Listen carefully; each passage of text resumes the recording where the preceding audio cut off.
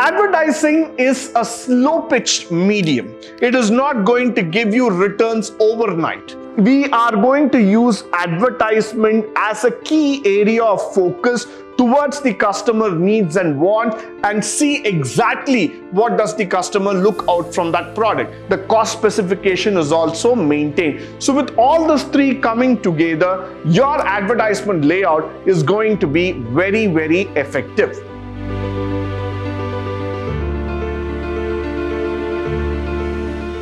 Good morning and welcome to the second session in Unit 3, 6th semester BBA, Advertising and Media Management, where we are going to speak about advertising budget. Now, the moment the word budget comes into picture, it is very, very interesting. Why? Because this is going to be the company's mainstream revenue in terms of gathering the sales.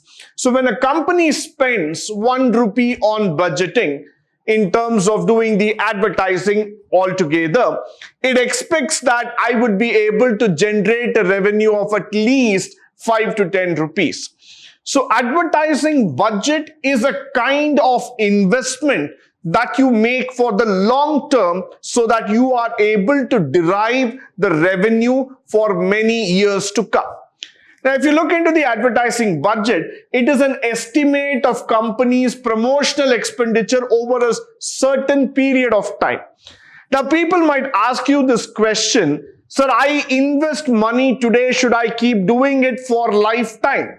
Why? Because once I have invested money and it is ready, the brand is already exposed, people already know about you. Why should I keep spending more and more on the same activity? The answer to that question is that the company is willing to take this risk, or company is willing to put in that much amount of effort, not just to market, but to become a market leader. Advertising is the first source of establishing yourself as a market leader, establishing your presence in the market. So that's why I would always say that the money that is invested in advertising is not a loss, but rather you have created a foundation. You have made an investment in such a way that in the long term, you are going to reap the benefits. That is going to be in terms of your brand, in terms of your promotion, in terms of your customer loyalty, and of course, not to forget the sales factor.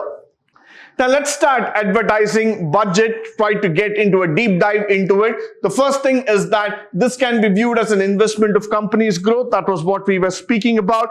The second thing is that on providing solutions to the issues and not to look at as a company's problem. Now, many a time people feel that, sir, I have advertised for so many days, I have advertised for so many months, but still I have not got the revenue. I have not got what I have expected.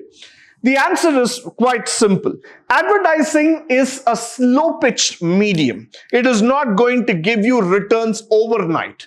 Moment you advertise, let me say it might be a big brand like Nike or Puma or Adidas or Under Armour, or you're going to talk about Hindustan Lever, you're going to talk about any brands in this world, the immediate reaction to an advertisement is not possible. It takes time for the people to understand your brand, understand the purpose, the objective of why that ad is being promoted, what is in for me towards that ad, and then people start investing their time and money into your products. So advertisement is actually a solution to your long-term problems. Many a time company thinks that the revenue will increase by doing some small time advertisement, or if I just make a promotional offer, it will start going up. By giving some discount rates, it will start moving up. But then the answer here is that advertisement is a sequential process.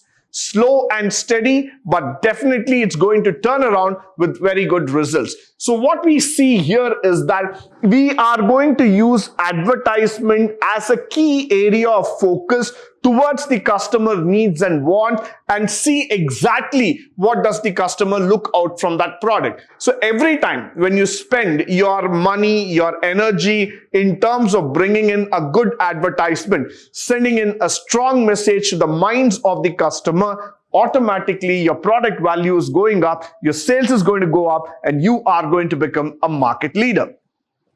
Moving further, we are going to talk about the budget levels. Now here, spend as much as possible, allocate a percentage of sales, spend what competition spends, and budget based on goals and tasks.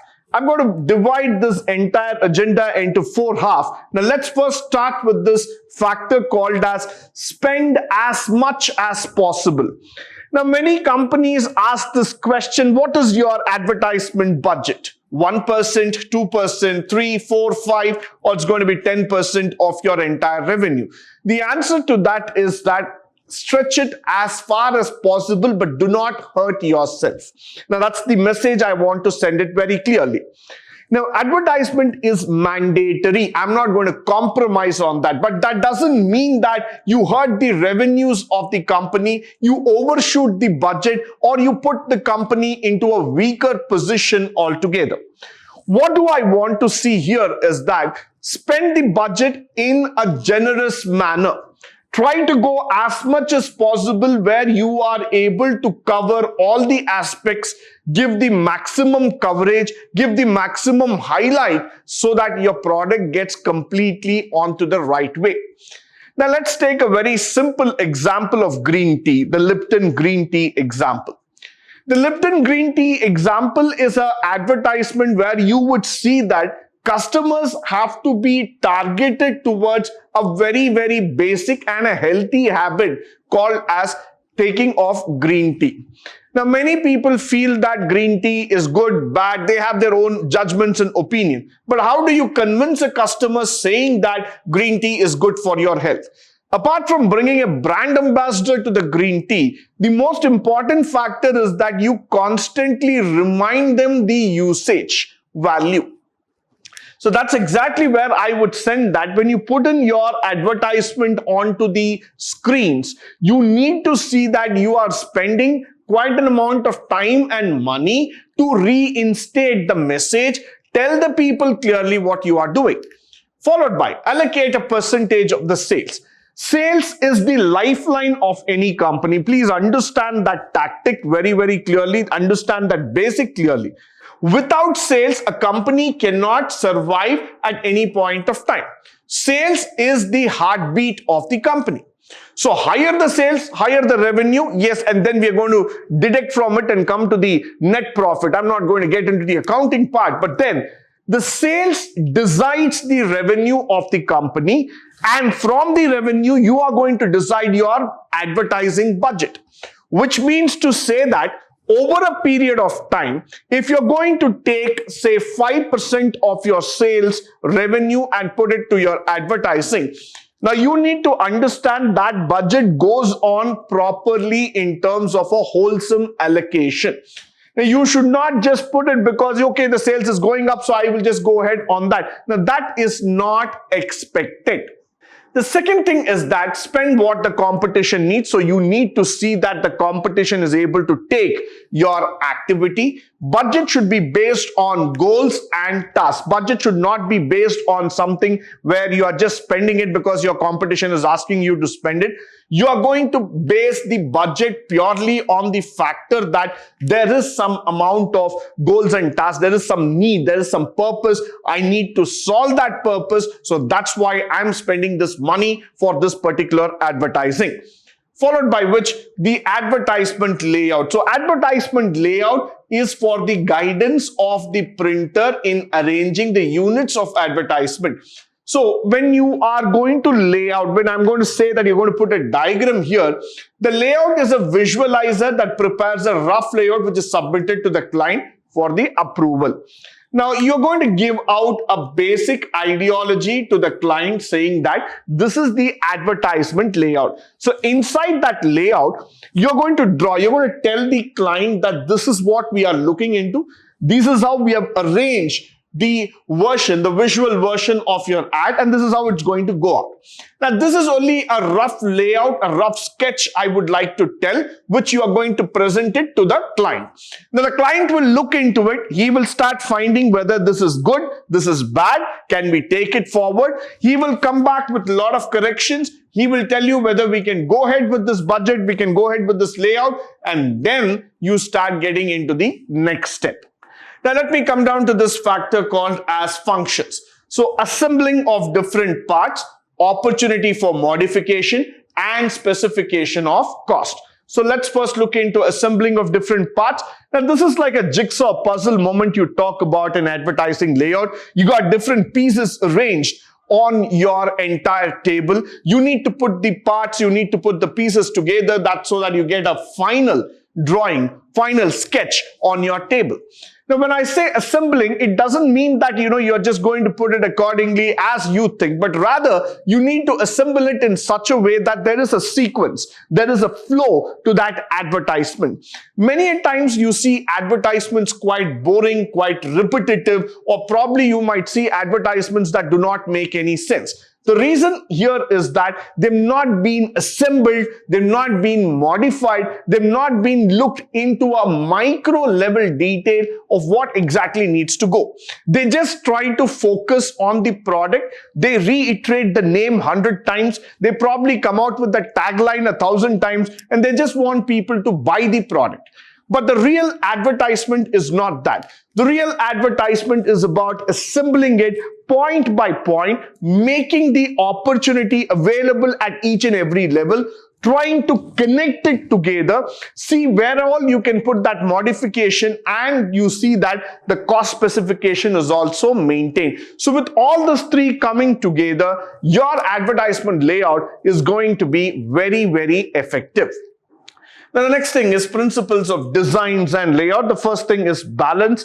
Now, what is balance is that equal weight or forces of equidistance from reference point. That means we mean to say that whenever you are putting in certain functions on the advertisement, they should be balanced. You cannot have too much heavyweight on one side and too light on one side. The advertisement should be balanced in terms of color, contrast, message, people, words, action, everything needs to be balanced inside. So you cannot have a one-sided, too hi-fi advertisement or too low-fi advertisement altogether. You need to have certain sections well built so that you are able to get on to the balance on the screen. So that is very, very important. It needs to have that color contracts mix with all those factors clearly so that that mix gives you the exact feeling of the advertisement. Followed by the proportion.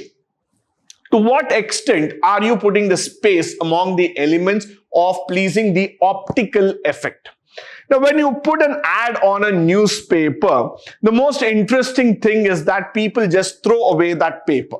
People don't want to look into the ad because you are just going to sell some product or service to them, which I'm not interested. But in order to make the person get interested in your product or service, you need to think innovatively, which means to say that your proportion in terms of color, contrast, the words, the space, the way it is presented has to be a visual delight. You cannot have something that is just red in color, yellow in color, green. You cannot put those original colors and make a splash out of it on the pages. What really requires is that the exact message, the context too relevant to it, and you need to know what exactly the customer is looking for. Now, let me just go back to the advertisement of the recent Samsung S25 when they popped up on the papers. Now, the S25 is no less than a competition to the iPhone, which all of us know. Apple and Samsung have always been on the loggerheads in terms of competition. But then, Samsung always wants to take a bite at the apple. Why? Because they always want to look into the factor that how their ad is going to be placed on the paper. They design it so well by using all the spaces, and they come out with a nice calculation where they say about the cashback, the discounts. So sometime down the lane, two things that will really catch the eyes of the customer is the price and the way it is promoted. So you give me a very good presentation with a nice promotion effect and a price factors here, definitely I'm going to pitch in for it. That doesn't mean that everybody is going to buy Samsung only, but then Samsung is creating a temptation in the minds of the customer, saying very clearly that here I am giving you offers with these kind of cashbacks and benefit. So you can definitely look into me, and I'm no less a product when compared to any other top selling brands in the world. So that's exactly what you have to talk about, the proportion. You are giving that pleasing optical effect, which would make the customer go in for the sales. Followed by which we're going to talk about contrast and emphasis, which means to say that have you looked into the various elements that gives life to the advertisement. Many a times what happens is that the life is always lost in the advertisement. Why is that? When you look into a visual ad that pops up on your YouTube or on your Instagram or any other social media for that reason, and when you're going to look that same thing using that of a paper, a normal printed sheet of paper, there isn't much of activity. Why? Because anything that has an action, that has an emotion which is being expressed on the screens will have a greater effect, will have a greater relevance altogether. Whereas if you're just going to talk about a screen, a plain sheet of paper with some photos put across, that is not going to bring in any sort of relevance at all. But then you cannot ignore the print media. The print media has to go with that of the visual media also. So whenever you are printing an ad, you need to see that the whole composition needs emphasis on certain selected aspects. It might be the color, it might be the message, the tone in which you have put the advertisement, the way you have bought in the entire appeal to the product. Everything has to go hand in hand so that the customer feels that, yes, this is a valuable ad. This is adding some meaning to my life. It is showing some interest. It's making me go deep dive into that particular factor, start looking into it. What is the ad all about? Why is that they're coming up in this way? What is so different about the product? What is so unique about the entire system? So that is where this entire factor of called as contrast and emphasis going to come into picture. Followed by which the eye movement. Eye movement is something which I would like to say the eyes of the reader from element to element in order to the given hierarchies of the model, the effective communication of message in advertisement. Now, we are not great readers. Let's understand and accept the fact. We have lost the habit of reading years back. The reason is the advent of social media. Everything that comes to us in the form of visual effect, animated effects is what actually appeals to us and not something called as printed material. So whenever you look into a printed material like a book or an advertisement put on a newspaper or on a sheet of paper, you're not going to really spend some time, look into it, read line by line, word by word. But then when you go back to the print media, what is very important is that make the readers read your advertisement, make it so compelling that every single customer feels so happy to read. He has to go through it. He has to spend that 30 seconds of time, go through each and every article, every word, every line, see to that there is something important, there is something meaningful, valuable for him. Then the print media becomes even more visually appealing for the reader here. What is effective communication in advertisement? It is not just words.